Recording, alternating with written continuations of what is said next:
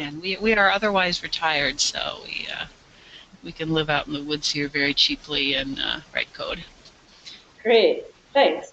I'm Stephanie. I'm here from Madison, Wisconsin, and Lynn and Bob are like famous around the world for their contributions in this area. But I never had met them until Michelle Bowens visited Madison from Thailand and introduced us. But they only live 2 hours from me, and they've been like immensely helpful ever since. So it's just been really great to have connected. And everyone, please be loud and clear as you introduce yourselves. Hi, my name's John Allison Walsh with a hyphen. I don't really know what to say by way of introduction. Why you're here? It sounded interesting. Great, that's a great reason. Hi, I'm Rachel and I'm part of the Time Bank and I'm here to learn more about everything. Hi, I'm Travis Dreesen. I'm a graduate urban planning student. I do GIS analysis like this and also food systems planning. So this looks excellent, actually. Cool. Hi, I'm Steve. I'm a writer and journalist, and I'm interested in alternative economics. Great. Hi, I'm Kate. We've been corresponding over online, so really looking forward to this session. And I'm with Time Bank Colonies Drying and also the current steward around the Man Pilots. Great. And we have Georgina and Kurt with us and maybe some other people online. But Georgina, do you want to go next? Hi, I'm Georgina. I've been with you all week in spirit. I'm from Thrive Solicitors in Brighton, focusing on supporting social enterprises and cooperatives in an alternative economy. Great. Kurt? Yes, Kurt Roskoff on the working board of the Mutual Aid Network out here in the Milwaukee area of Wisconsin, USA. Enjoying some water skiing of all things this week as the water skiing season comes to a close. I'm very much involved in disability advocacy, very excited for the Paralympics going on right now, and I'm excited to hear what's going to take place. I'm hearing a lot of good things of what you're all doing this week, so thank you very much. Cool, thanks. Do we have other people with us online? Just because I'm not looking at the meeting, so I can't see your names. All right, and then we will likely be joined by someone from Berlin who works with a group called Transfer Map. So he also was a little mixed up about the time zone. So he should be on soon. And until Lynn's ready to take it over, I'm just going to give you a little snapshot of what we did in Madison. So we hosted a mapping summit. We, for a number of reasons, but it was proposed by someone we met at this Impact Economy Summit as a way that we continue to collaborate. And this is people from various sorts of interest areas and different regions who had come together for this Impact Economy Summit, but realized that one way we could learn how to collaborate is by taking on a project together. And he suggested going to a community and mapping resources and flows, assets and needs, and sort of envisioning how a community currency might form a glue or some sort of, or maybe grease, I don't know, or blood or something to flow resources around in a given area. And so I proposed doing that in Madison and using it to sort of seed our mutual aid network. And I'm going to try to get it in a fairly concise. And Lynn, if I'm talking, please just like interrupt me when you're ready because I don't need to babble on and on. So yeah, this is Dane County, and we already had in mind some ideas of what we wanted to do in our mutual aid network.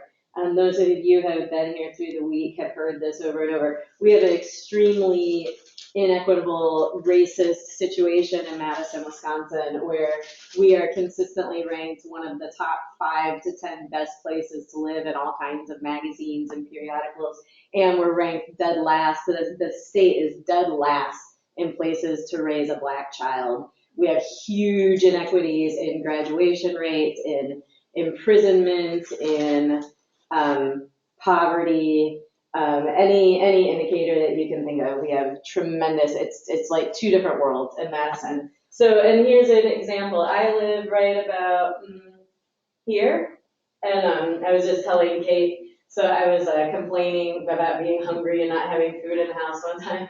And someone texted me, "You do live in a food desert," which was the most hilarious joke because I live a block from the most successful grocery co-op in the country. Now there's a big Festival Foods grocery store just like literally blocks away. The city is going to invest in creating a public market right near us.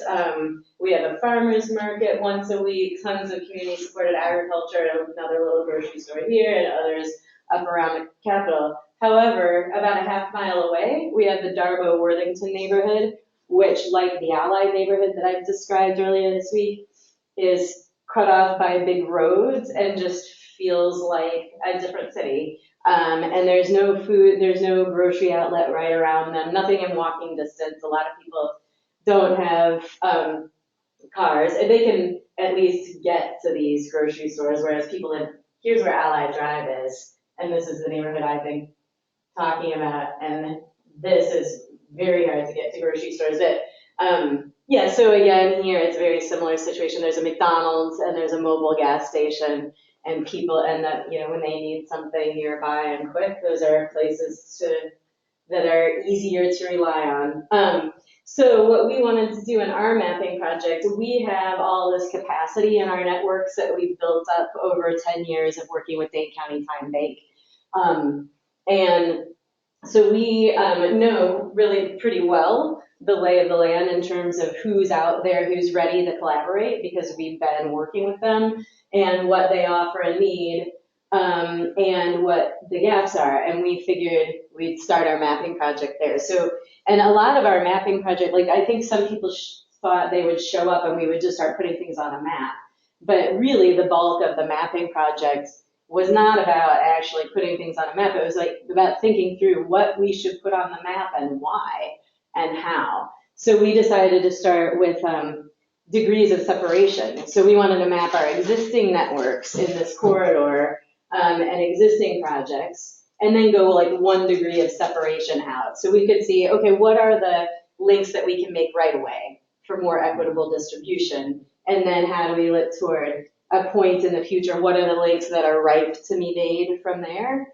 And then longer term, how do we continue to identify gaps in local resource production and access and create a mutual aid network designed to fill those gaps? So we had short, medium, and long-term goals. And then here are the projects that are the focal areas that we started with. So I mentioned Allied Drive, where we have Allied Community Co-ops, so we have this big strength of this experience in forming a multi-stakeholder mutual aid network co-op, and a lot of energy around it. And we have some city funding to work toward a neighborhood-owned and operated grocery store. And so those are the strengths, and then the limitations are enormous, and they're sort of externally imposed limitations. No school, no grocery store, no neighborhood center, poor public transportation, no library. So those kinds of things are things that we're dealing with there.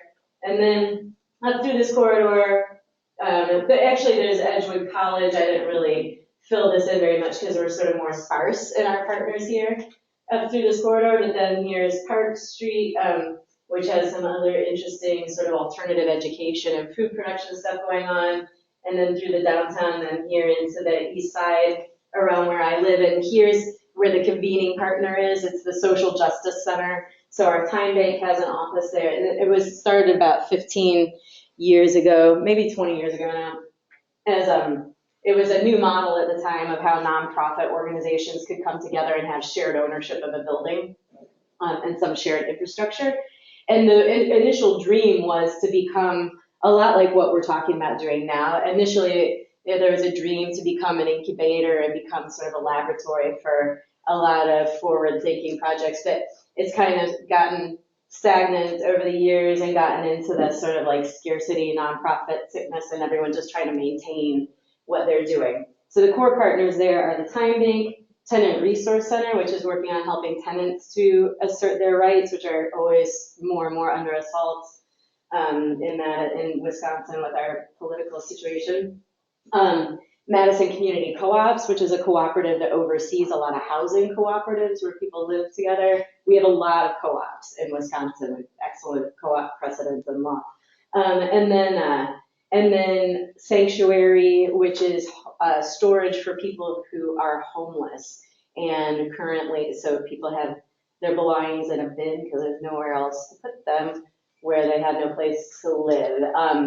And then there's some other organizations in the basement, which has been sort of an incubator. So we have a goal of opening up the social justice center to be reinvigorate the whole place, open it up more to the public, create more common space, and use our individual space more efficiently. So, we're storing bins in places that aren't like the storefront window space, and that we're using our vertical space well. So I'm just going to jump ahead real quick. We just hosted our last Skillshare Summit 2 weeks ago in Madison, and a group from St. Louis came, and one partner of their mutual aid network is Citizen Carpentry Co-op, which is about teaching people how to do carpentry, like at a grassroots level, and doing projects like this. So they came to the Social Justice Center and assessed the space and modeled it, and then designed some shelving units that can help us store the stuff much more efficiently and start moving the space around so we can have more common space.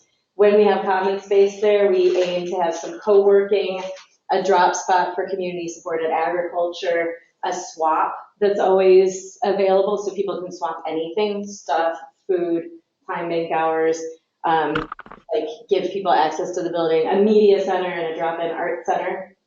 Excuse me. Yes. Hi. Kurt says we should interrupt you when we're ready. Yes. Great. We're ready. Excellent. Cool. So I'm going to let you take it from here, and then I'm sure we'll be coming back to the Maddox and context later, but everyone here has their own context. And should I have you show your screen now? Yeah, you can do me, Stephanie. Wonderful. I'll do the slides. Thank you. All right. Like that one. Can you all see that? Yes. Hey. It's beautiful. Okay, can you all hear me? Yes. Okay, I should explain, I don't hear very well, so I'm having a hard time understanding people who are in the room. It's a little echoey. So if people ask questions, Lynn says she can understand, so I'm gonna have Lynn respond to the questions. Okay, so this is, I'm going to start with a little bit of introduction and background of the technique that we're using and the software that we're doing it with. And then Lynn is going to get into the good stuff, which is what we did in Madison and some other places.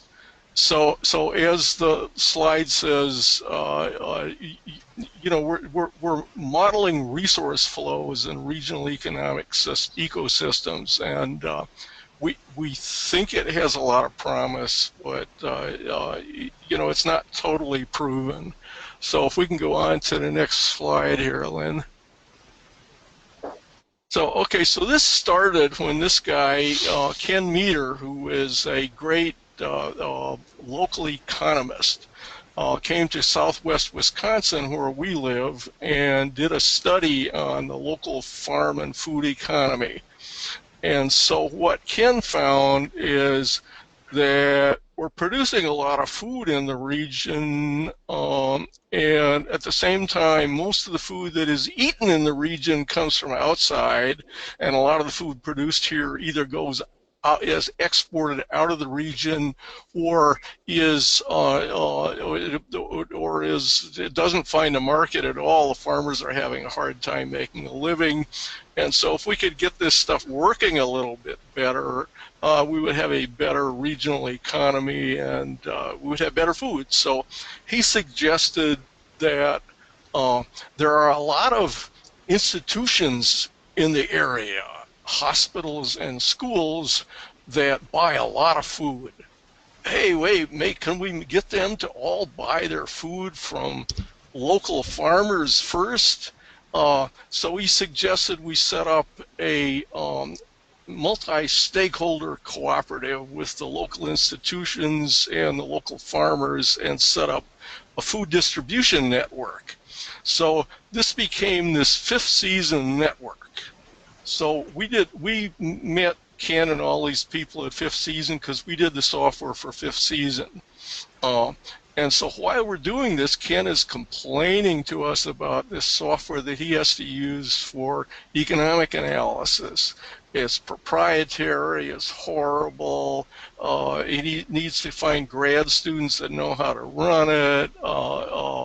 It's a black box. You can't tell what it's doing inside. You can't trust what it's doing. It's, you know, he just went on and on. So wait. Maybe we could do some software that would run on the internet and anybody could use it and people could start doing their own regional economic analysis. And yeah, Ken, it'll put you out of business partly, but you don't care, you can use it too. So Ken helped us get started with this. And so then the next step is some people in Nova Scotia got a hold of us and learned what we were doing, and and so they had this vision of a Nova Scotia regional economy, and a lot of this was around fishing and fisheries. So they got together and we started. This is the first serious use of this software to do analysis of resource flows in fish. And so what you got there is there's a lot of old-time fishing boats that use hook and lines or small nets and things like that. And then you've got big what they call otter trawlers, dredgers that dredge up all of the bottom of the seafloor and get all the fish and everything out of that, and destroy the spawning beds for the fish. So the more trawlers you have out there, the less fish you have. I mean, this seems like totally crazy, and it is, but they make a lot of money in the short term, as always, and because they have a lot of money, they get most of the licenses for fishing out there. So, so they started putting that. So here's the other thing that's happening is that you have fish from Nova Scotia that get shipped to China to be filleted and then get sent back to Nova Scotia to be eaten, which is also totally insane. So they used the software to present this story where they wanted to try to get a grant to set up a fishing boat network to distribute the local fish locally. So this is their plan, is a regional sustainable seafood distribution network, and they had it all mapped out in the software because they did this is how it is now, and here is how we want it to be, and they did a couple of different versions on the 2B. This resulted, and you can go ahead, this resulted in Off the Hook, which is Fair Fish from Nova Scotia, which is still going now, and is starting to spread. There's something like this happening now in Alaska. And so it's like the fishing boats are getting organized. So we, I mean, this was really great. We enjoyed it. We went to Nova Scotia and met everybody and ate a lot of fish, and so then after that, it's like the software sort of floundered around a little bit. We did some other one. This is like a Southern Minnesota farms to network to restaurant network where we got the data from Ken. Yeah, this week I threw a couple of slides in here that I think I'm surprising Bob with. Okay. These are like just food examples since you guys are doing food. Yeah. Cool. Okay, so what do we got that's next? One. We got, Hardwick. Yeah, this is Hardwick, Vermont, and they had, this is their data, which we used with permission, and so they have a land trust that's providing farmland from farmers, and so they have composting operations, and So they're taking food, the compost materials back from food services and things like that, and so it's really, they got a really nice closed loop food system going. So anyway, so this is around us again. This includes Fifth Season as part of this, and so is several other food networks in our area, and so you got a bunch of cooperatives and small food networks that are all internetwork, that all sort of working together in a regional food economy, sort of working together. Sometimes yes, sometimes no, sometimes it works better than others, but they all know each other and they all cooperate on some level. Yeah. So the other reason this one is in there is just because the other food pictures we have are kind of at a higher level. I don't know if you noticed, it's like, okay, food processing, composting, right? Kind of this higher functional level. We want to be able to connect that higher functional level with actual, groups and people and organizations that are doing this stuff, right? So that's one thing the software attempts to do. Anyway. Yeah. Okay, so what do we got next here? We got Madison. Madison. Okay, so I'm going to turn this over to Lynn, who is going to talk about what we did in Madison. So I'm going to breeze through this a little bit. Stephanie already gave you a great background on this stuff. But this is partly like, okay, what did we do in Madison, and partly to give some starting thoughts onto how people might go through their own process to figure all this stuff out, which is tons harder than the software. How do we want to use this for our community? How do we want to think about this? So the first thing you got to do is get yourself just set up in a community. Here's the Madison community. A community contains clusters. You can set up clusters for all different kinds of reasons. We kind of had one for each day for a while because we were trying to figure out what we were doing. Oh, let's start over and try this a different way, right? And we ended up with kind of a main cluster that we're working with, and then we did this little worker co-op on the side cluster because there was a group of people there who kind of are part of an organization of worker co-ops and wanted to kind of see how do they specifically relate to each other as co-ops potentially. Let's see, where's my arrow thing? Then we kind of went spreadsheet, and since then we've added some stuff into the software so that we hope you can use the software as a spreadsheet. But basically this was like, let's just start thinking about this stuff without getting too hung up with the software. So we went through and had a starting list of organizations in the community that were part of the summit and had come to the first part of the summit. And so we started, Stephanie mentioned degrees of separation. We've kind of started with what are the closest, who's at the table now, who who's wants to be part of that, and we have a person in the room that knows a lot about them. And we went through and said, okay, here's a bunch of organizations. What do they produce? What do they consume? And what's their kind of higher level function? And what's their address so we can put them on a map? And this is all just kind of textual brainstorming level here. So since we have an address, then we started getting these guys into the software and putting them on the Madison map, and you'll kind of recognize that corridor that Stephanie pointed out.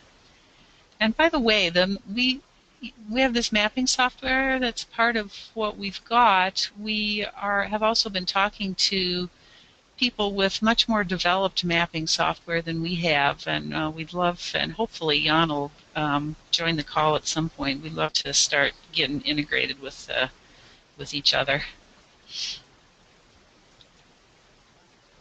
Then we had a giant, actually there were a couple days in between there where we were kind of, struggling, like, okay, how do we proceed with this stuff, right? But we ended up doing a giant, and this is only a piece of it, thing on the board, on a big giant piece of paper on the wall, where we started looking at how these things connect. And we have all kinds of organizations here and arrows, and how does that look at a higher level? And that's when it kind of started coming together for all of us mentally. Okay, that was a good exercise. Then we took that and spent a little bit of time, like I mentioned earlier. There's like a functional layer and an organization layer. And organizations are, here's the whole growers group, here's this, here's that, right? The functional layer you have to think about a bit. It's like, what level do we want to think about this stuff at? And that's where that board kind of helped us, because these individual organizations are going to perform functions, and they're going to get grouped into the mapping that way. And then these individual organizations need things and produce things, or non-things, whichever. Yeah. Are you muted? You're muted. Bob wants to pop in. Yeah, sorry about that. One of the things that came up in this set of meetings is bunches of people have heard of some technique called asset mapping, and they thought we were doing asset mapping. And yeah, that sort of relates to this, but that's really, really not what we're trying to. We're trying to deal as much with who needs what as who's got what, and even if they got what, can they provide that in these community resource flows? So it's much more dynamic than who's got what. You have to get the needs together. If you don't have the needs, then you don't have any flows. Okay? Excellent. And I think another thought kind of along those lines that we discovered as we were working in Madison is that, for example, Madison has a very active time bank that does all kinds of great stuff. And the way you think in a time bank is, I need something right now. It's much more one-off. Or I can offer this right now. I have a such and such. Or it could be I have a skill that's a little bit more ongoing. But in the resource mapping, we want to try to get to thinking more long range, like in a period of a year, or some, let's pick a time period or a month or something. What does this organization or up to this function kind of consume in an ongoing way or produce in an ongoing way? So, and Bob mentioned it being dynamic, so you can kind of just picture these streams of resources flowing through your community. Well, what are those and how much? So that was another good lesson. Let's see.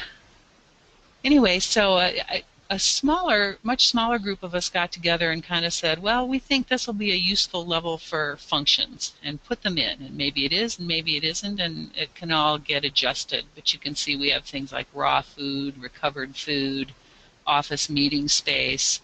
And it's kind of tricky because you can say space, or you can say office meeting space, co-working space, commercial kitchen space, etc. You can say transportation, or you can say taxi, bus. So you kind of have to determine what's a useful level for your situation. So then we had all these organizations in, and we had our working set of functions, and we associated the agents to their functions, and what resources are produced and consumed, and then you can start to see flows come up, like this one. So this is And you can see like ones on all the lines. That's because we don't actually have any quantities. Quantities are hard to get. You know, it takes some work to figure out even what you have, much less what you need. That's sort of the state of this particular analysis. So this is like the functional level. And Here's a quick yep. question. Yeah. Is the software available online, or these maps? Presentation, this summary here, yeah. We're recording it, so we'll make it available online. Okay. Yeah, we can shoot you. In fact, Bob can shoot the link out in chat, and you can see everything that we're showing you. You can't do anything with it without getting yourself a login. But we can set up the whole community and get you going on that if you want to. Thanks. So I don't know, Bob. You want to put the? Do you want the link in the? Bob's getting the link in the chat. Yeah, we'll share the link. We're gonna have a web presence for everything that we do here, including this recording, and then we'll give the supporting link too, just as soon as we have time to do all that. Yeah. So this picture, you can see more of the we call it the agent level. It's organizations basically. Could be people. So you can see down here's Synergy Co-working and Horizon Co-working. Those are office space people. Groups, that was an experiment. Skipping that. Unless, Bob, do you want to say anything about groups or not? Otherwise, I'm going to breeze past it. And then this is that cluster I mentioned with the worker co-ops, where you can kind of see where they connect, where they might connect, and where they don't connect at all. It's all experimental. Let's see. And I'm going to skip these. We didn't actually manage to get the slideshow very updated, so I'm going to just kind of skip through this. This is just talking about the state of things in Madison. There are some analytical tools in the software that could be lots more developed as soon as people kind of get to where we know what's needed more clearly. But can I pop in on that? Please. I don't think we talk so much about how we work. Okay, we don't do software products. We just do this because we think it needs to be done, and so we work with different groups on different pieces of software, and it's a collaborative effort. So. If Hull wants to use this software, and the same with Madison, and you come up and you have, gee, we would like this, or how about that, or something like that. If we can do it, we'll do it.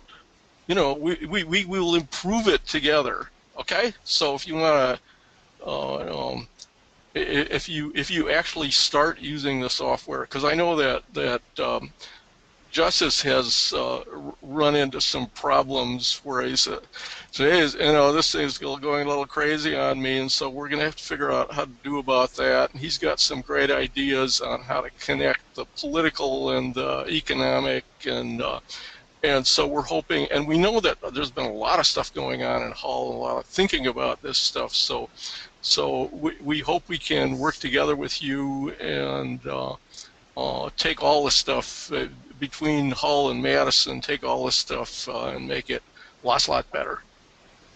Thank you. Yeah, this is like alpha software.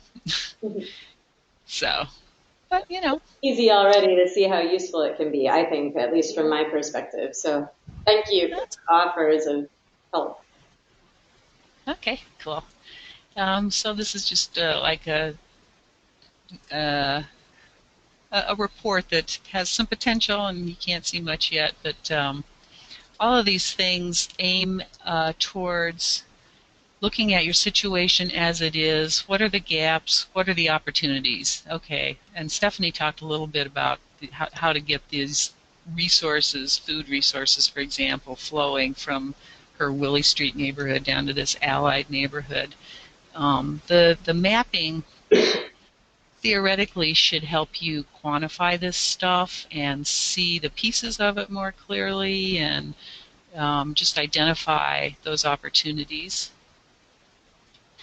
Let's see. A couple things there. The Nova Scotia gang had a lot of numbers, and likewise when Ken Meter did his work in our area in Wisconsin, he had a lot of numbers. It's difficult to get the numbers. It's helpful if you can. Ken did a lot of door to door. I think he was tromping the ground. Yep. So when you say numbers, what do you mean by numbers? What you can... Like quantity. I need, like when the Nova Scotia thing, it's like pounds of fish being produced and consumed, Okay. like quantities, Yeah. right? Yeah. And if you should, I don't know if it's easy to pull up the Nova Scotia example again, but when you look at that, the lines are thicker and thinner, so it becomes more of a visual representation of quantities and flows, and then you could understand more clearly what your needs, and I'll let you guys take over the explanation. Yeah, like on this slide, for example, the lines are thicker when there's more quantity, and if you go to the top front of the link Bob put in the chat, you'll see a different kind of graph that makes use of the thicker and thinner lines, so you can visualize whoops, didn't need to do that, the quantities. But yeah, it's like, at whatever level is useful to you, like to these guys, it says you can see grade A ground fish, grade B ground fish. Okay, so grade was useful to them. Some level of species was useful to them. And so that's kind of part of this whole analytical piece that's a bit challenging. So like, do you care about carrots? Do you care about root vegetables? Do you care about vegetables versus fruits? So it's that kind of thing. And then the quantities are like, okay, how many pounds, tons, does, say, this community need in a season, in a year, in a month? So that's kind of the quantity thing. I don't know, does that help a bit? That's thank you. Cool. Solomon, you kind of analyze like the composition of the actors who are involved, and so like the types of actors that are producing certain quantities, and then maybe also like where those actors are located. Yep. Like a mapping component as well. Yeah, we don't right now have a way to look at the map and get resource flows to show up on the map. How cool would that be, huh? Because location is important, obviously, and right now that's pretty separate in the software. I don't know if Jan has managed to join us or not,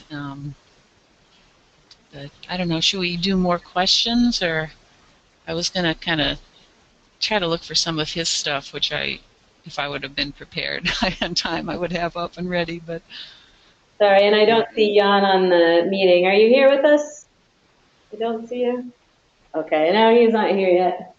I sent him an email when we got to, and maybe Bob, you could check around in our other chat places and see if Jan is pinging us anywhere. Okay. All right. So I think he knows how to get on GoToMeeting, but yeah, I screwed up last time. We were going to have him in Madison, and I missed that he didn't know how to get online. Anyway, that was a bad thing. But anyway, I can talk very, very briefly about that. Can I ask something? Sorry? Can I ask a question? Sure. The quantities we saw flowing around the diagram there, are those quantities, are they accumulations of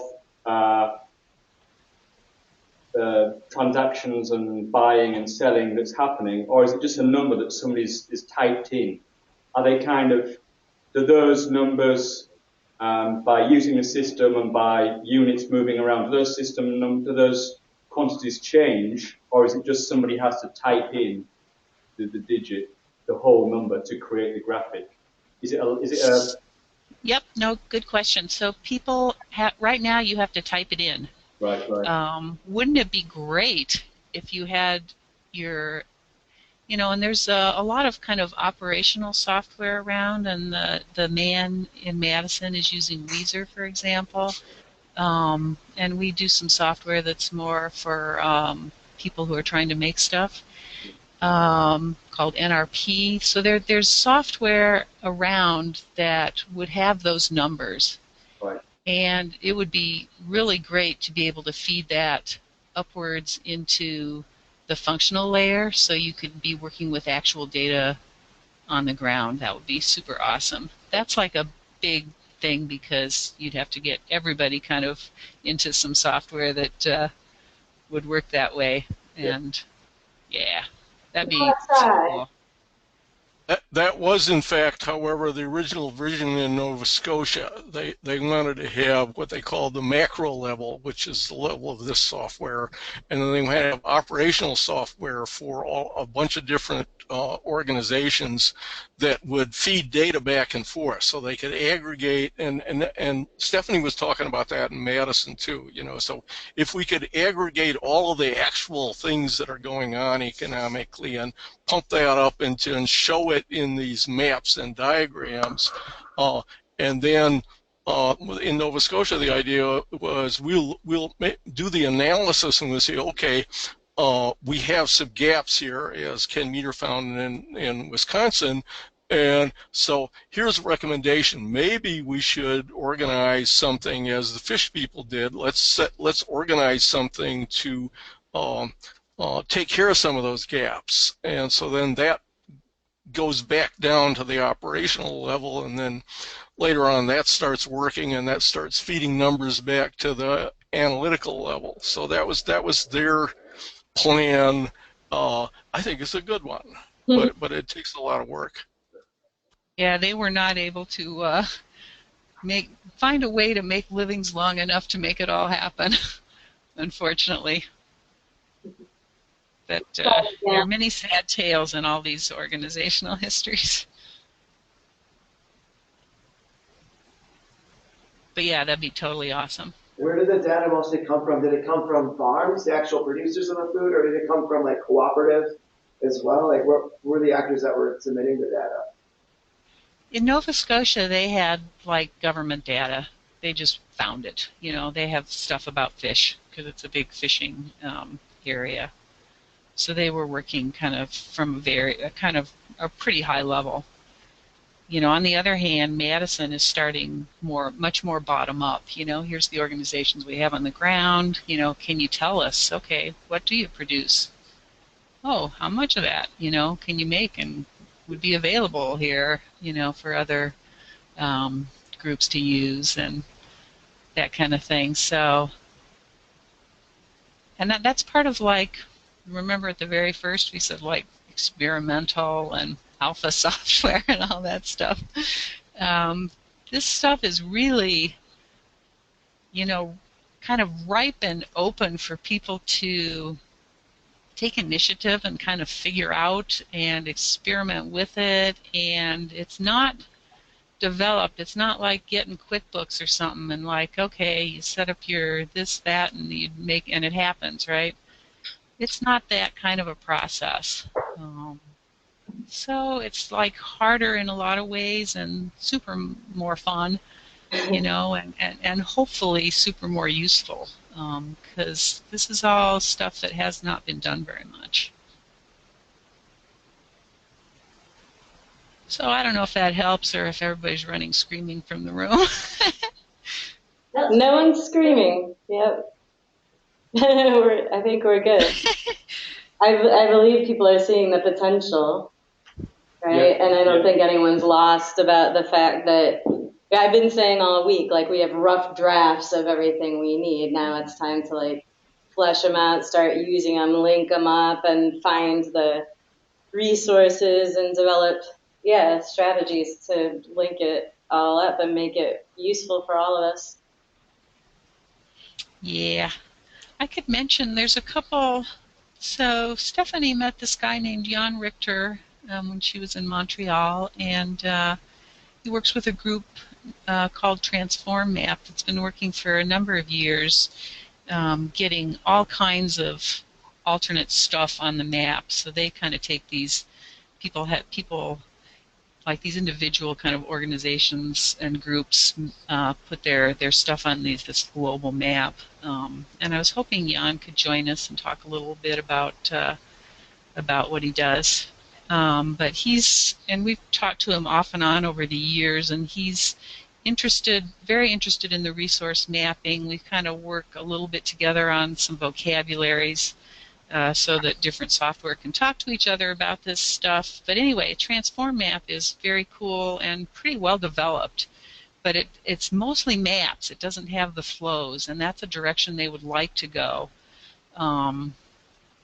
So we're really hoping to be able to collaborate with them somewhere along the line here. Of course, they're super busy with their stuff and et cetera, et cetera. So, and it's also a matter of having the right people on the ground who want to do something like that. And then we're really hoping we can work together with him.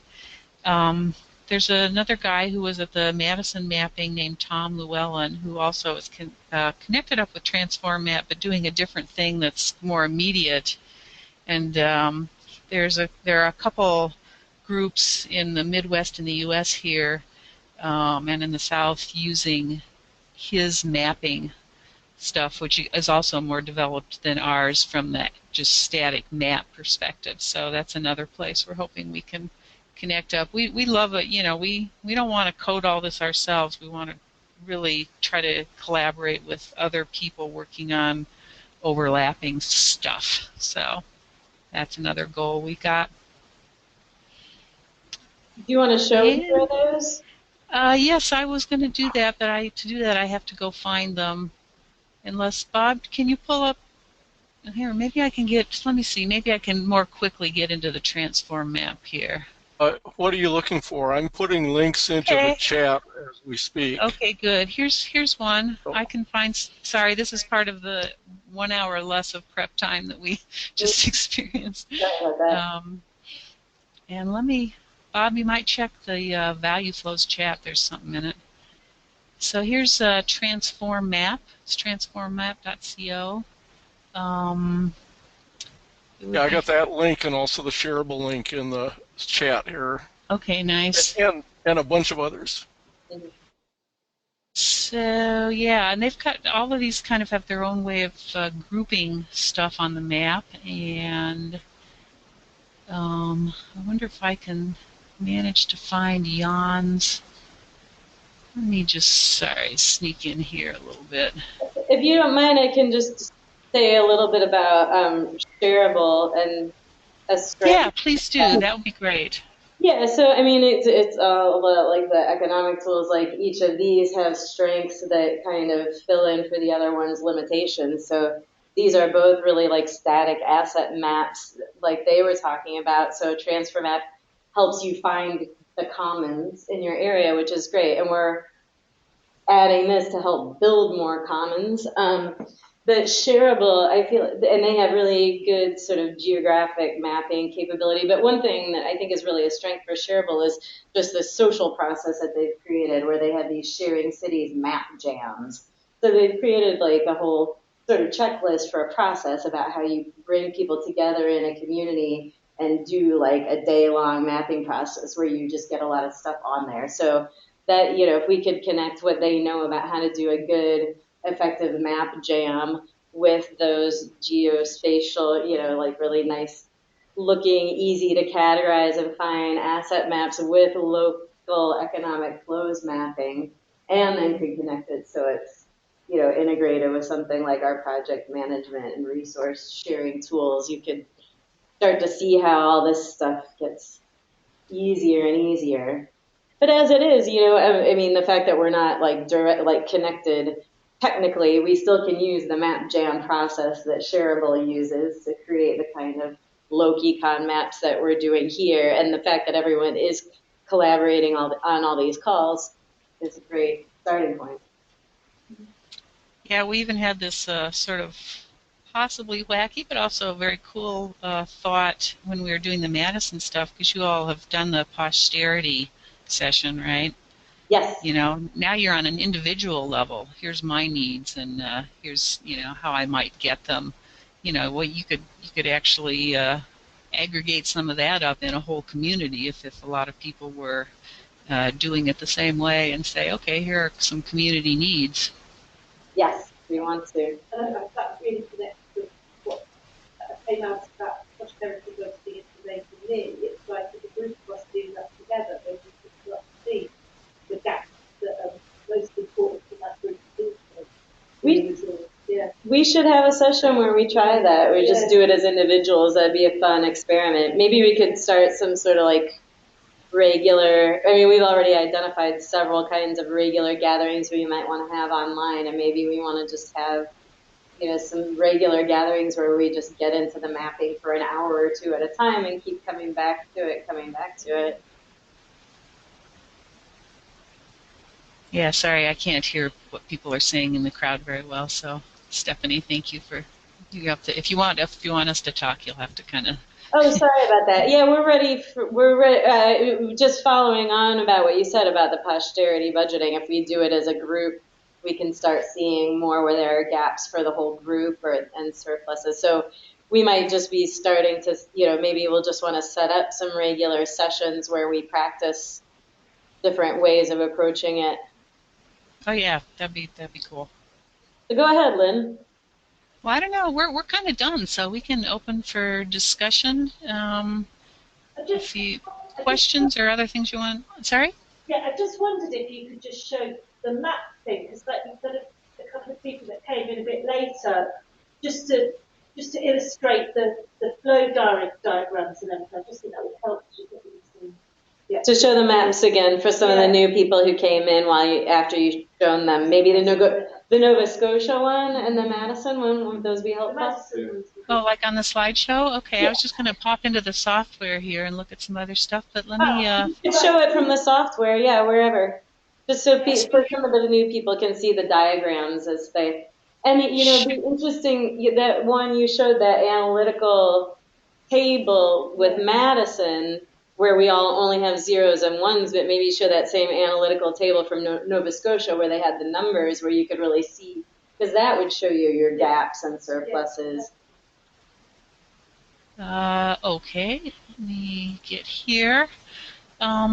This is the software where you kind of come into it. And there's a bunch of kind of tours and examples and stuff. Here's the page with all the communities. So. We're not seeing it yet. We're still seeing your slideshow. Oh, I bet. Okay, so I think probably I have to go over here and share a different. Well, let me just use the slideshow then. I'm not sure how to. You go from the same Google window, or the same browser window that your slideshow is open, and we should be able to see it. You might just be on a split screen or something. My slideshow is open in its own kind of separate thing, unfortunately. But maybe. Oh, I can. Well, I think I've got a. No, I can do it here.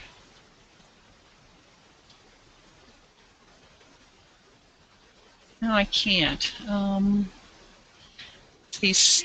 I'm trying to get to where I can share a different. Well, maybe I can do it. Let me get it from here. No, that does not work. At the bottom of the control panel, I don't know what it's probably showing two screens. I can stop sharing, and if you do it again, I can pick a different place to share from, I think. Okay. So I'm going to stop sharing. And then Stephanie, if you do it again, I think I'll get a chance to pick. All right. It's all an experiment. Oh, yeah, totally. I wish we could connect with Yon. I know, dang it. Okay. Okay, I'm giving it back to you. So now I should be able. Okay, so all of that stuff I was trying to show you, you didn't see. Wait, when? Just at the very beginning when you said. Let me try here. Okay, so now I'm in my normal browser place. This is when we were talking about transform map, this is what I was trying to show you that you probably didn't see. Oh, no, we didn't. Yeah, so this is them. And do I have my shareable stuff up? Anyway, here's locecon.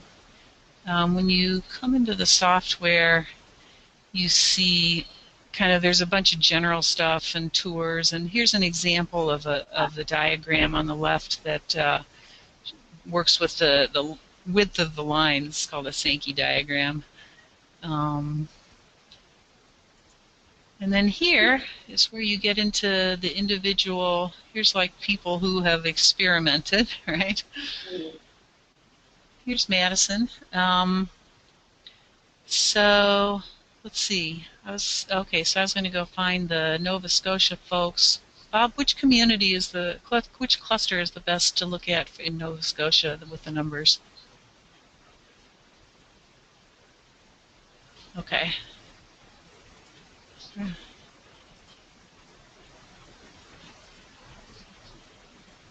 Okie dokie. Somewhere there's a really well-developed Nova Scotia map where you can see like the Annapolis Valley with all the food producers and Halifax with all the food consumers, but this obviously isn't it.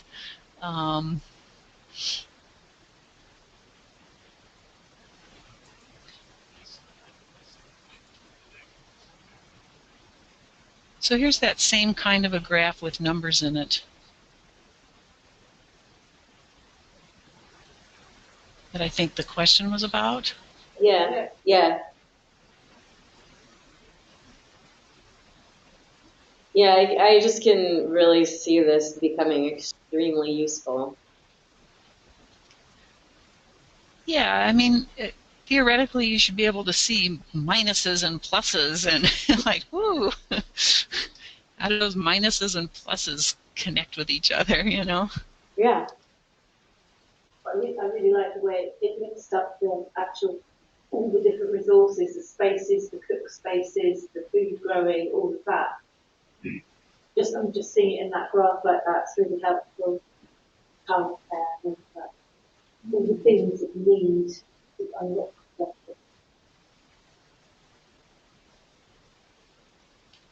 Yeah, sorry, can't understand the. I'm going to ask people when you are speaking to just like walk over and speak more into the thing. Yeah. So that's okay. We're just commenting on how great it looks. So you could keep going if you want. Let's see. What else did people want to see around this? Maybe the Madison. Oh, the Madison map and maybe the visual.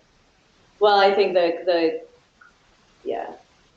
Could you explain really quickly, like what you meant by showing the pluses and minuses and what that represents? Does that represent like an opportunity for coordination or collaboration among groups or something, or why is it? Yeah, like, I'm sorry. Yeah, no. What is the significance or the importance of having like the pluses and the minuses like that? So the significance there is like, man, pluses and minuses maybe isn't the right way to say it. Maybe produces and consumes is a better way to say it.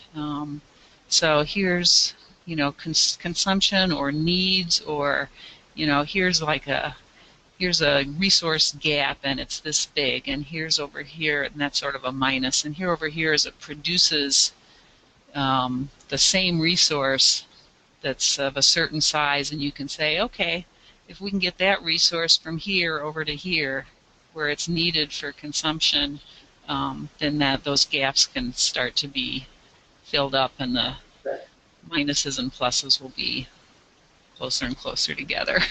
Like one person produces this type of food, and another person distributes that type of food. As well.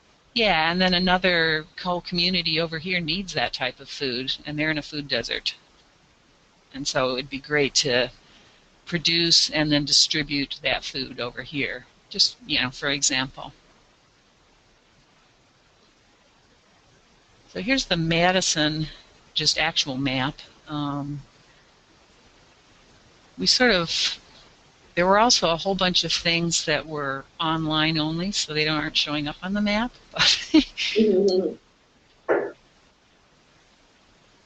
Do you and know they're what grouped. those categories are? Because we can't really see them on the screen very well. So the categories, and maybe I can make everything a little bigger, um, are the functions that we looked at earlier. And so these, the points on the map are individual organizations. And then the color coding and the list on the left is how they fit into their functions. Cool. So like here's this sort of mustard yellow that there's quite a lot of is the space piece. And in the software you can kind of assign these functions colors, and you'll see in that way on the map. And that's a point where we would have to do some work to interface with some of these other more developed mapping tools. They have, some of them have kind of predefined sets of functions. But in any case, yeah. Can you see that better now or no? Yes. Yes.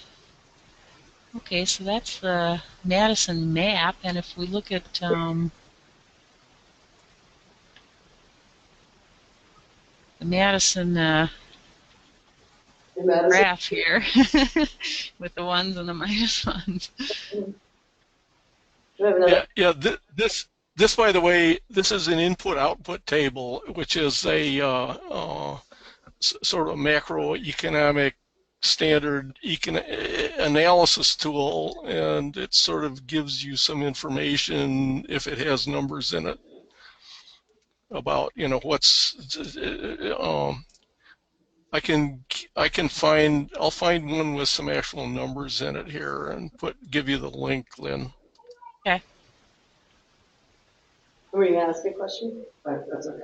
Okay.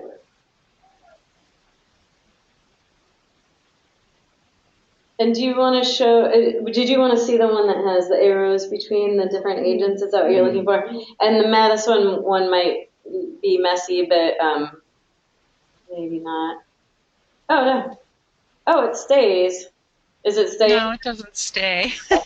This is what Justice was Yeah. spent quite some time complaining about, this non-feature, Yeah. which is that whenever you come into one of these diagrams, it tries to draw it for you, and you can kind of redraw it and see if you can get a better one like that. But basically, you end up having to move stuff around so you can see everything. You know, that it tries, and it doesn't save. It started off okay, though. I mean, it wasn't all Yeah, close. it's not horrible. Yeah. It makes an attempt, but you can't. Need to we need a couple of things here. One is a good layout algorithm, which they call it, which is like for the software to try to make sense of it itself, and then for you have the ability to arrange things the way that you like it, and then save that arrangement. So you can come back and see it the way you want to see it. So both those features we desperately need, and if this software actually is going to take off and we start being able to collaborate with some of these other groups, then we will have enough programmer power to do those kinds of things. Yes, we would like. Yeah, this is actually, the software is like, I don't know, 4 or 5 years old now, and it's not been used much, and it sat for a long time. So actually, there's a lot of newer libraries that we could probably tap into for graphing stuff. If you think about maybe how food moves through the system at various stages of food production, food distribution, food consumption, food recycling, and in those various phases of the food system, then different actors or different types of actors will be more prominent and play a more important role. So that kind of looking through a kaleidoscope as you go through those different phases, the network configuration would switch around.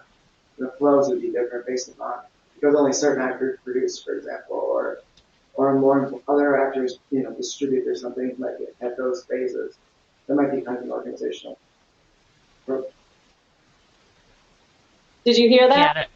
I heard the first part of it pretty well, and that makes a lot of sense in terms of the stages of food Is there a way to Um, indicate it currently? Would it be just a different way to sort of code them? so those would be probably different functions.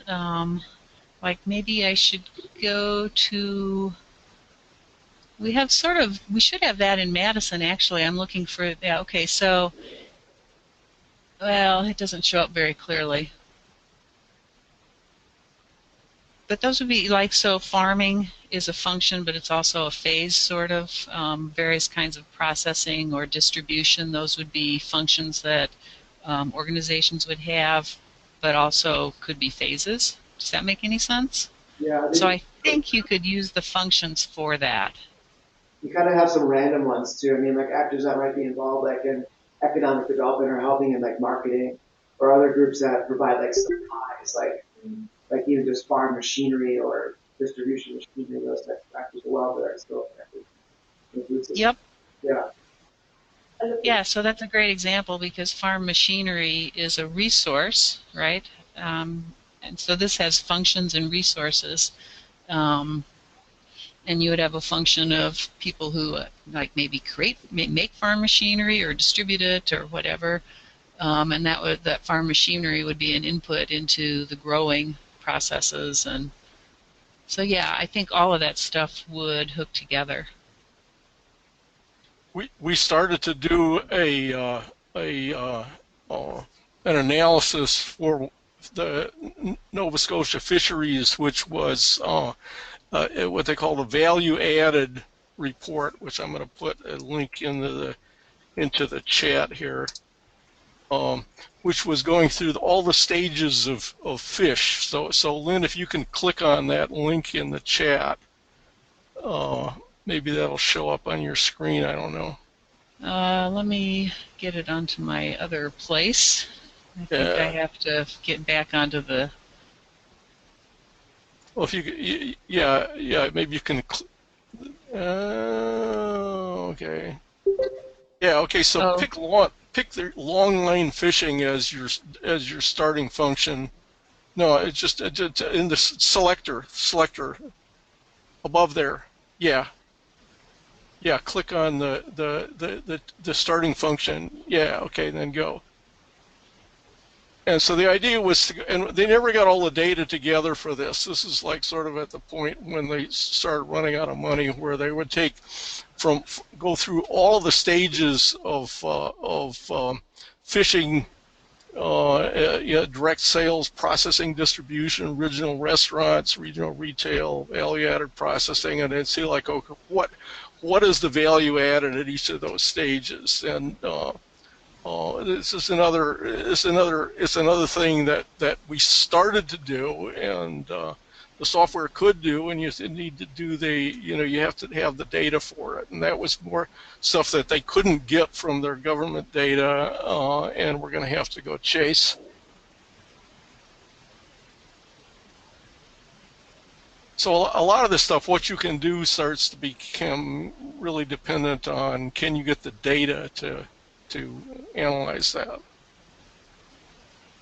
It's quite interesting. I mean, something we talked about with the Growers Network was mapping what people are growing in, non-professional growers in different parts of the city, which is a big task. But I can see how, because if we're thinking ultimately of how do we become sustainable and affordable by sharing, if we could find that way of mapping in different parts, and so then we have like a range of veg that then is shared with everyone. You could see how you could measure that where and start planning that in relation to, and also with the processing of that stuff. And I like what you said earlier about small farmers. Sorry, what was your name? Travis. Sorry? Travis. Travis. Yeah, Travis was saying at lunchtime about spaces where like small producers come together to process. So that's that shared resource. That's a sort of professional, but like not industrial, isn't it? I really like that idea. I mean, obviously that's something down the line, but it feels like in this area we have we've got a new producer that's just very recently set up, and they're quite young and all of that. But in general, our sort of ethical typical organic type producers are aging, and it's the legacy. So part of, if we can stimulate people to actually start filling those gaps on a professional level and linking into individuals and communities and all of that, I think that's quite interesting in how you actually map what's happening. Yeah.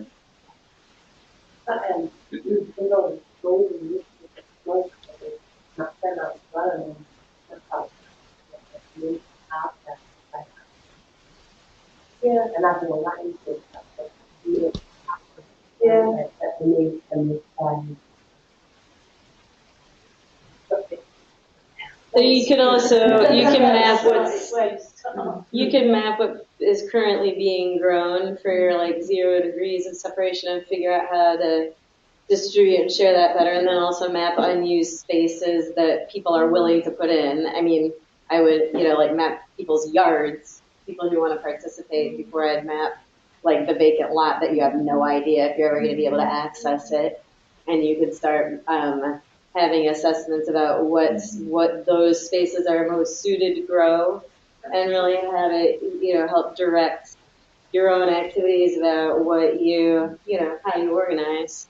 I love it for the yards, who's got the vacant lots or that kind of thing, the expensive resources involved in the system. But in terms of maybe I see it as maybe a little bit less applicable for fresh produce, because it seems that for it to be what's the effective for fresh produce, it's got to be updated very quickly, and if the data isn't live, it's not quite as effective. If I've got a load of carrots or onions or whatever, for me it doesn't seem quite as suitable as the yards. Somebody's got a big tractor or whatever. Well, so the carrots would go into the time bank, and the Right. man exchange that's immediate, and the mapping is more for informing your informing your strategies, I think. But ultimately, it'd be great if they were linked, so you would have the live. In essence, like what you're trying to do is you're, at a systemic level, you're trying to make sure to guarantee an adequate supply of food for a set demand. And so those types of analyses like that, like a buildable land inventory or an inventory of all potential spaces where you could grow the food based on what's already being grown, then you kind of know like what's your growth potential, what is your capacity that you can achieve to actually grow and meet that demand within that figure of it. So you're looking at a systemic analysis of how sustainable is this city? Like, is it providing the food that can it supply the food that people there actually require? That those types like the yard or like vacant lots and all those spaces where you can grow, you can afford it. And I put a light bulb moment then, it's like a service with different types of transactions identifying what grows best in that time. Yeah. And, The natural capital as well. that might be a good part of the service as well as that. We were talking about having, the process to release that land, maybe thought through, finding a way that we have consequent storage so we can actually work on that land and everything. But, a soil analysis or something, it would actually be nice if we could get the university involved. Obviously, in urban areas, you've got quite a lot of soil and actually that way. I mean, a lot of the soil actually like very general type of soil, so we kind of, I don't know whether everybody would need an individual kind of soil to make it like a soil, There could be like different types of barriers, like some political barriers, like, is this land actually able to be used or not? Yeah. There could be natural barriers, whether it's called, but another thing, having all those qualities in various spots. Find out these rather than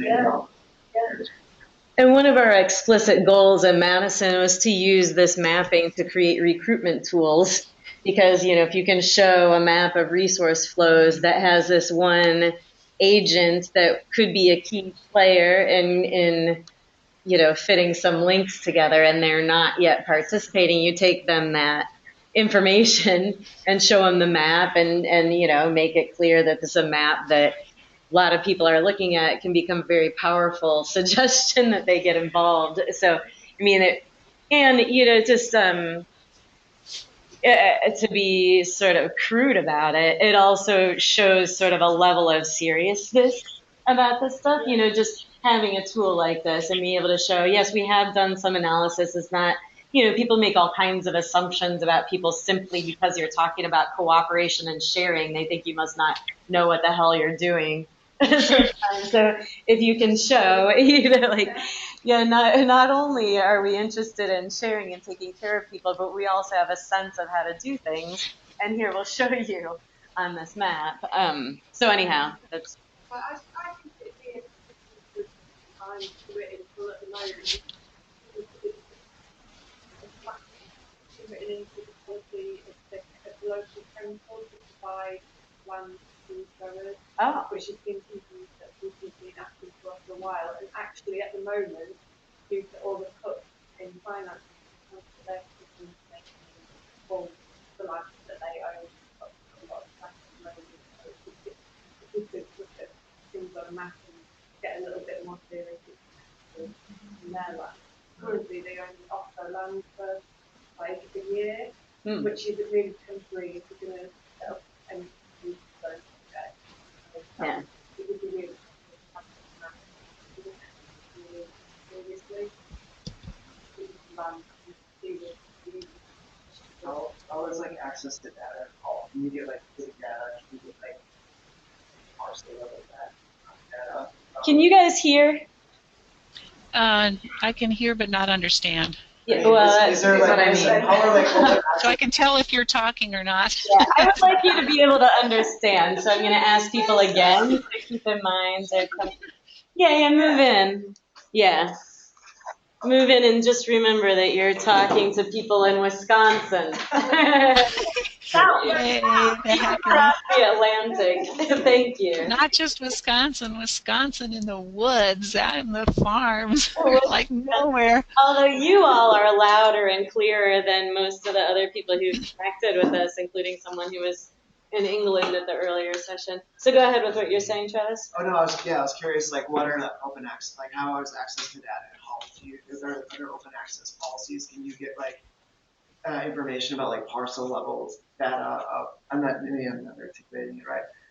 But can you get like GIS mapping data from the city that shows like basically all the different parcels of land in the city, whether they're used for residential, commercial, industrial use, maybe open spaces, those types of like data sets from the city. It's a GIS project, really, an urban planning project. If you can get that type of data from the city, that would be a really big boost. And you could start to do that constraint analysis that you're talking about. The only mapping that I've been used like that has been wildlife surveys. I'm familiar with a program which tells you which areas are under certain classifications, rural areas maybe, but I haven't got an urban version. It might exist. I'm sure the data sets exist. Possibly. Yeah. Some stuff will be available from the council, some from the Office for National Statistics, and possibly some from the land registry. Mm-hmm. Those would have to be paid for. Yeah, it's usually not too expensive though. I mean, as long as I it's accessible. don't know what's available for free. I'll look into that. Yeah. You could look into that. Sorry. I said I would have to look into that. Is that an offer? Does that mean you Well, would? it wasn't intended to be, but I suppose if it's useful. I think that really Great. would be. Yeah, it would be. Yeah. So, sound bank credit. Could you remind us what GIS means? Geographic information system. Oh, right. And if you guys, we put together a proposal, I can give you comments on it too. Like the basic process. So we have a half hour left with Bob and Lynn, and it sounds like there's some ideas about things that could be useful for Hull to move forward on and getting mapped, and that you have some reasons to do it. And so I'm wondering if we should talk about what would be good ways to follow up actually doing those things, and if you need support from Lynn and Bob, and if so, what form that would take. And you two might have ideas of ways you wanted to spend the last half hour, but I'm thinking we should spend part of it thinking about how we might move forward from here. Lynn, Bob? Oh, we have no ideas. We're happy. I think how to move forward from here is good. We don't have anything else really to, hit you over the head with or anything. So, Do you feel like taking a moment for an aside to hear about what you were talking about, Coach Bamba, and how mapping could be useful to the water situation there? Just because I think it's interesting to have this whole other context, but not. Well, no, and this is, I mean, I do like transportation network analysis, but I haven't moved into the realm of social network analysis, which you guys have here. It's really great. So I'm trying to think of like how to connect it actually. Like basically like what we're trying to do is we're trying to support like the creation of like an agricultural ring that surrounds the city. And right now that ring does exist, but there's also a lot of urbanization that kind of hits there. And with the farming community that does exist, we're looking at trying to encourage them to more so produce food for the local market versus for export. So we're trying to create a strategy of like how do we actually organize all these farmers and encourage them to produce food for like the local market or whatever. And so basically we would do that from like a spatially based approach where we can identify like where all the farms are, and then we would say, okay, well, who's the owner? Maybe are they a part of like a farming union or any types of other organizations, and start to have an idea of like who would be a target for us to start to encourage to grow locally.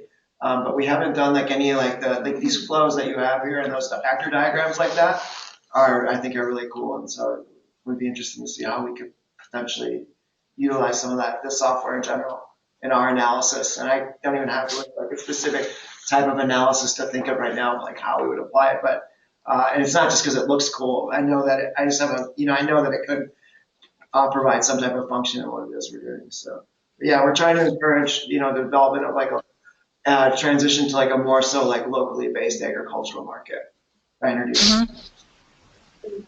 How are you finding that working? I find that quite interesting because in the area that surrounds Hull, there's very little actual food production.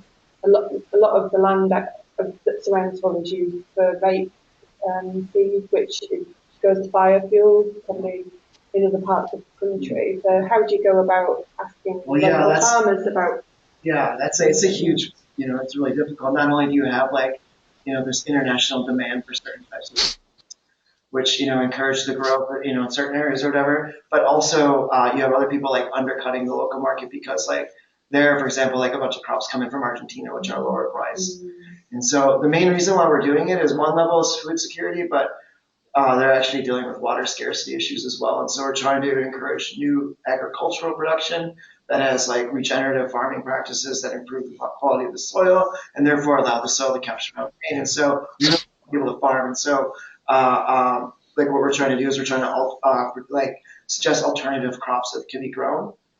And so like a few are like natural dyes for like textile dyeing of clothes and stuff like that. So we're trying to introduce like new crops as well to combat like those broader structural issues that you're kind of referring to. Yeah, that sounds really interesting. Where is that? Sorry? It's in Bolivia. Oh, yeah. But it's a little bit I'm not connecting it well enough to like what. So are you trying to say something, Bob? I was just thinking, Stephanie, if you could pull everybody's email addresses together and send an email, we could continue this conversation a little bit in email, and then maybe find some, if this looks like it's going somewhere as a collaboration, find some venue to have an ongoing work collaboration on. I can think of, it's like Lumio. I just say somebody can't come in who I've seen on Lumio, and Transform Maps uses Discourse. There's ways to pull this stuff together where One of the problems here is as I said, I don't hear well. I probably miss most of what people are saying, and Lynn hears pretty well, and I know that she's having a hard time figuring out what people are saying too. So this is useful and suggestive, but I think if we want to get somewhere with this stuff, we're going to have to find another way to communicate. Yes. Can I Yeah. ask one more question? Sure, and I just want to say that last example was really, really interesting. I did hear that one. But go ahead, ask your question. So what it is, we've got the beginnings of a map here. I think you've seen it. I'm quite interested in really reducing admin and reducing administration for a central organisation. I want a lot of people to be able to feed into a map, various growing groups, just to be able to put their own information on, and it's verified and checked. But I quite like the idea of it's not one person in the middle having to put all this information on.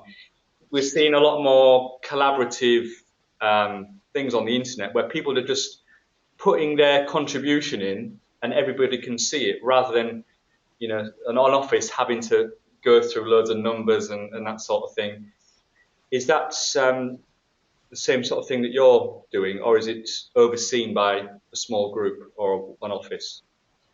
Our plan for the future, which we haven't gotten to work yet, is to have exactly something like that, where everybody can put their own information out on the internet in a common format, and connect it to different communities, and it can be put on various different kinds of maps using the same kinds of techniques that Shareable is using and the Chicago Board of Commons is using, and I know David. How do you pronounce your name, David? Oh yeah. David. It's okay. David. Okay, so you're talking to Paul Hartzog about this stuff, right? I just met him. Yeah, we're just starting some conversation. Yes. Yeah, Paul was involved in the mapping exercise in Madison, and I know he's another person that's looking at all this stuff too, and he's also thinking about how can we put this stuff, how can we get this stuff so everybody can put their own economic profile out on the internet, and it can all get connected up in a variety of different ways. And so we seriously want to do that. That's where we really think that we want to go with this kind of software in the future. And so yes, in terms of the idea that everybody should be able to put their own information out there, and we should all be able to collect it all together and map it in various ways and draw diagrams in different ways, and it can all be a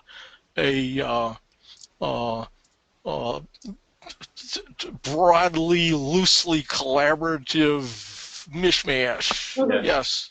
So, let me just add on to that, because Bob's talking about kind of a grander scheme and sort of a more decentralized, architecturally computer kind of scheme, but the locecon software, if you give somebody a login, they can put in their own information. Right. It's not that super friendly, and maybe we'd want to make a new page so that it would be more friendly, but you could actually do that right now. So right now there is a Hull cluster already, right? Did you start something for Hull yet? Or a Hull community? I don't remember.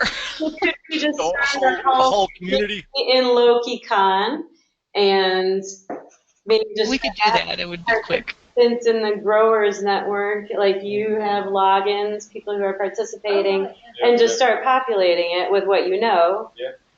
And then have a plan to come together and just, because questions will arise as you start populating it, really more.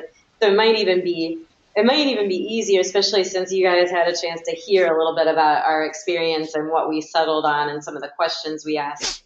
Starting in, you might have an easier time if you just start with logins, make your whole community, start typing things in, and then you'll see, like, because you'll get confused about what you should be putting in, and then that'd be a good point to, to meet and start, and really, I don't know, I mean, you can meet before. If we can get email addresses of people who want to do this, we will set them up with login credentials for locecon, and we'll set up at a beginning Hull community, and they can see what they can do whatever they want, and we will help them. So should I have them just type their emails in the chat right now so you have them? Do you want to do that? Yeah, that's. Yeah. Is that okay, Lynn and Bob? We'll just have their emails in the chat. Great. Yeah. Thank you. And David, hi, I've seen your name twice now after I had stopped paying attention to who's on. Do you want to just say hello and introduce yourself? Yes, sorry, I jumped in the room without saying anything. I'm a bit late. I'm just working at the University of Surrey in UK, so it would be good to connect with you guys in Hull. I'm working in community biogas projects, so it's just a European project that just started. It's all about really mapping, helping communities to map their resources and creating more value all around this idea of closed loops, circular economies, and connecting waste, industrial ecology a little bit. It's just started. Myself, I have a background in environmental engineering, so not so much in the systemic analysis, and I'm learning, and it was good to see this map software you were using before, and I will have a look more after this chat. Great, thank you for joining us. Thank you. Is there anyone else with us online? They've introduced themselves before, but we could do. Well, we'll do a checkout. So if you didn't hear the introductions at the beginning, you'll hear people on the checkout. So for now, this just the Hull people for now, okay? Don't put your email in here because this is to set up the Hull cluster. Okay? Does that mean Rachel and John should put theirs too? If you want to be able to put stuff in the map, but be from Hull. We can set up other test areas in the map, and people can play around, or you can play around in the Hull one and just set up your own cluster for something totally different, for that matter. But the data starts crisscrossing a bit. Yeah, I think it'd be easier. I mean, I feel like it was okay for us to do that in Madison because we were all together and we could process the confusion.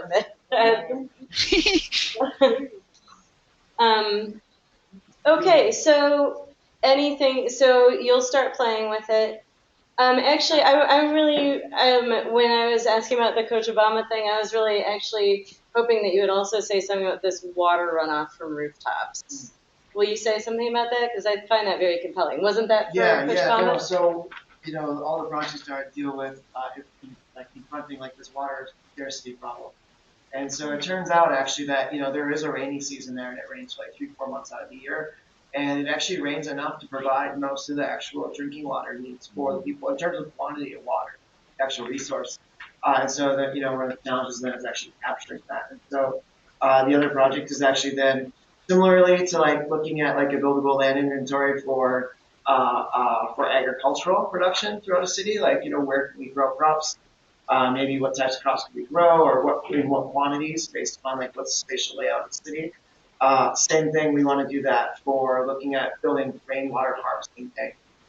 And so basically what we would do is we gather aerial imagery of the entire city, and actually it's the metropolitan region, but and then just start looking at the rooftops and seeing okay, what are create a typology of rooftops. Say a certain type A, they're a certain size. Type B, they're a certain size. Maybe the quality of the roof or the structure itself can support a certain weight, and that'll be in type C or whatever. And so basically come up with a typology of where we can build these water harvesting tanks, and that typology also indicates then the amount of materials needed, and then starting to get into cost. So basically what we're trying to do is we're going to develop a plan for the city of what is like the actual demand and what is the market for these rainwater harvesting tanks, water tanks. That's basically what they are. And then from there, try to like work with some contractors and get these tanks built by some small private company that can start supplying that demand versus like relying on like like a public water company or like one public utility to do that. Even though I'm fully about like the public sphere or whatever, but in this case, it would probably be that like small capital, small contracts would be more effective. Maybe you could create a mutual aid network, little co-op to start creating them.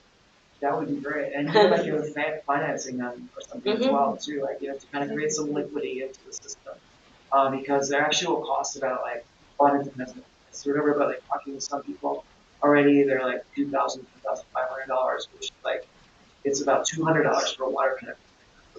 Kind of more expensive, although it provides a need that people definitely have, but obviously the economics are really tight. So however we can think about potentially, that's actually why one of the reasons why I wanted to come here as well is just kind of like start thinking creatively about like how can we inject capital into that system, maybe even an economic capital, but some type of currency to get things moving and get things moving. Cool. We have ideas. So I was thinking that it'd be good to check out now because we are going to, at 4 o'clock, be joined by Tim Dalton to show us around Weezer for 1 hour. So the mutual aid platform. And again, it'll be like this mapping stuff. We'll only have time to get an overview, just like sociocracy. You can't dive into any of this stuff in a couple of hours, but it'll help us know how to dive in later.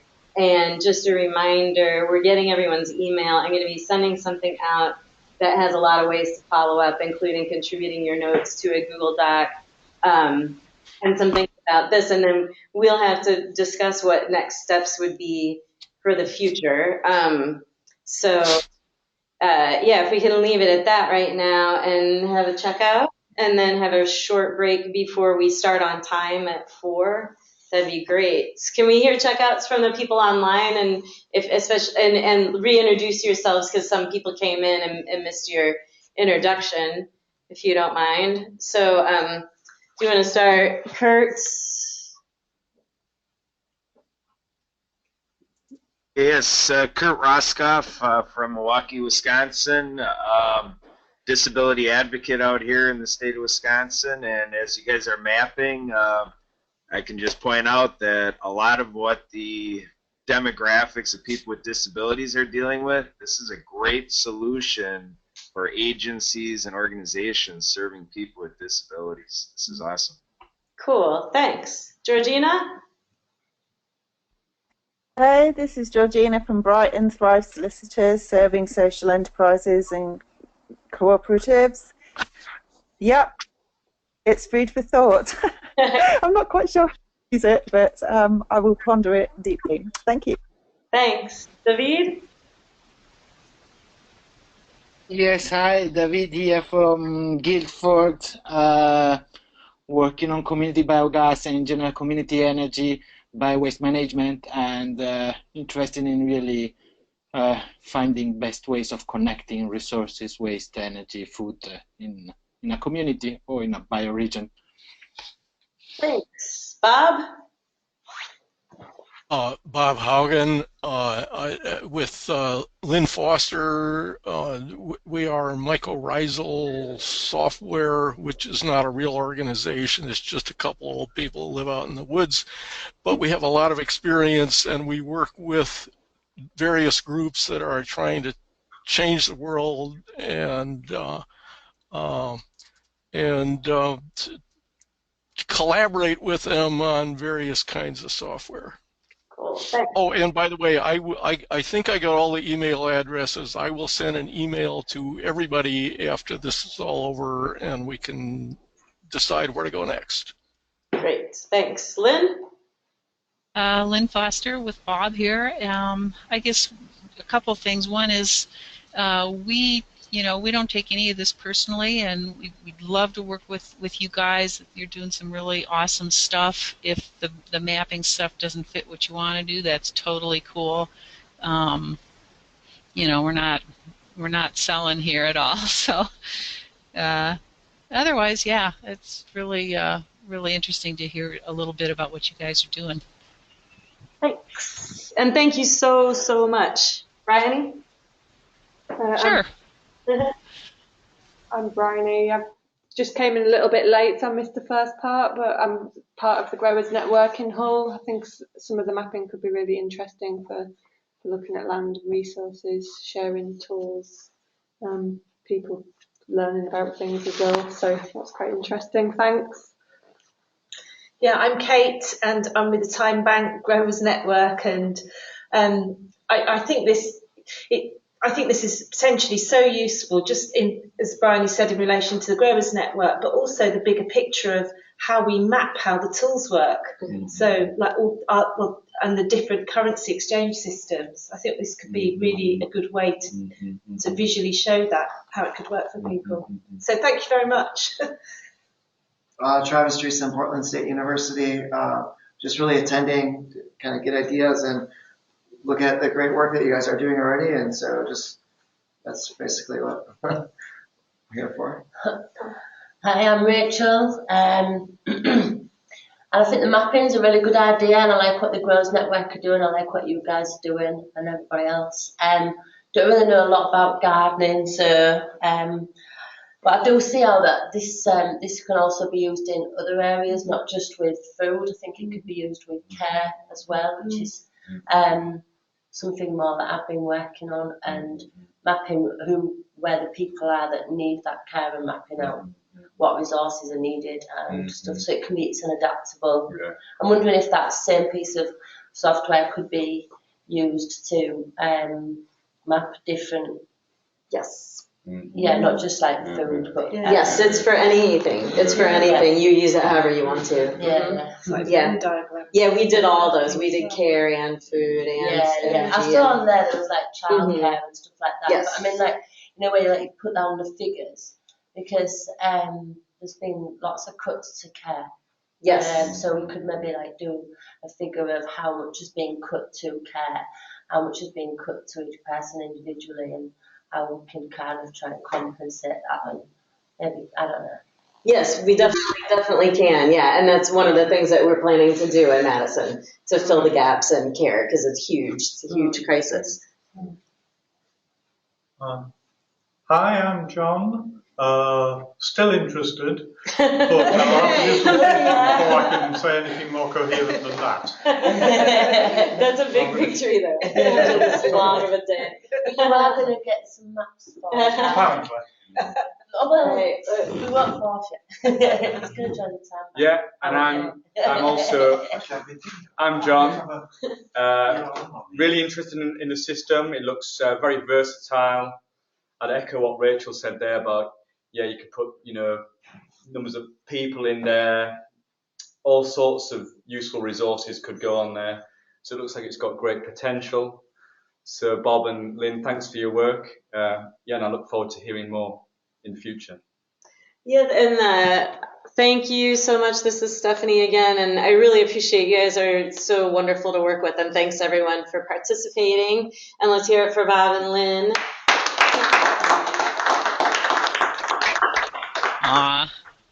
Yep, our pleasure. All right. Thank you all. Thank you. So this is what makes it fun for us. Good. Yep. Thank you. All right, I'm going to sign off the meeting, and I'll start it again on the hour for those who want to join the mutual aid platform session. Take care.